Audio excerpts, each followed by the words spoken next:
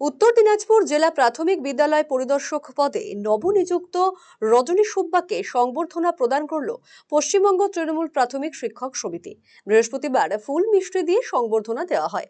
এই কর্মসূচিতে উপস্থিত ছিলেন শিক্ষা সেলের রাজ্যের জয়েন্ট সেক্রেটারি সুপ্রিয়া সিনহা এবং Raiganj sub division president Gautam Pal, Islampur sub ডিভিশনের প্রেসিডেন্ট শামীম আফজাল সহ বিভিন্ন সার্কেলের শিক্ষক শিক্ষিকা নেতৃত্ব।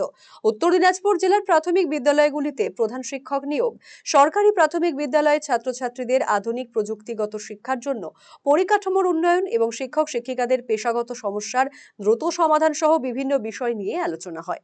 উত্তর দিনাজপুর জেলার প্রাথমিক শিক্ষার উন্নয়নে নতুন জেলা পরিদর্শক রজনী সুব্বা প্রচুর কাজ করবেন এই আশ্বাস দিয়েছেন।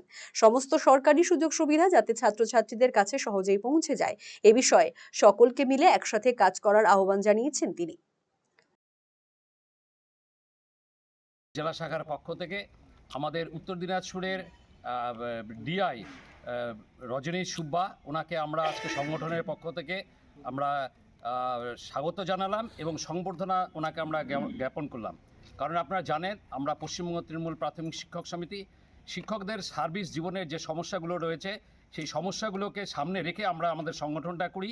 আমরা সংগঠনের পক্ষ থেকে শিক্ষক শিক্ষিকাদের যে বিভিন্ন দাবি দেওয়া, বিভিন্ন যে অভাব অভিযোগ আছে তাকে সামনে রেখেই আমরা এই সংগঠনটাকে করি। খুব স্বাভাবিকভাবে আমরা সংগঠনের স্বার্থে, শিশুর স্বার্থে, শিক্ষার স্বার্থে এবং শিক্ষক শিক্ষিকার স্বার্থে আমরা আজকে সৌজন্যমূলক সাক্ষাৎ করলাম আমাদের ডিআই ম্যাডামের সঙ্গে।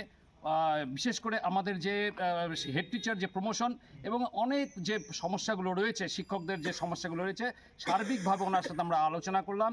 উনি আমাদের কথাগুলো খুব যত্ন সহকারে শুনলেন, আমাদের সাথে সহমত পোষণ করলেন এবং আমরা আশায় রইলাম আগামী দিনে যাতে খুব দ্রুততার সঙ্গে হেড টিচার প্রমোশনটা করে দেওয়া যায়, এটা আমরা ওনার কাছে দাবি রাখলাম।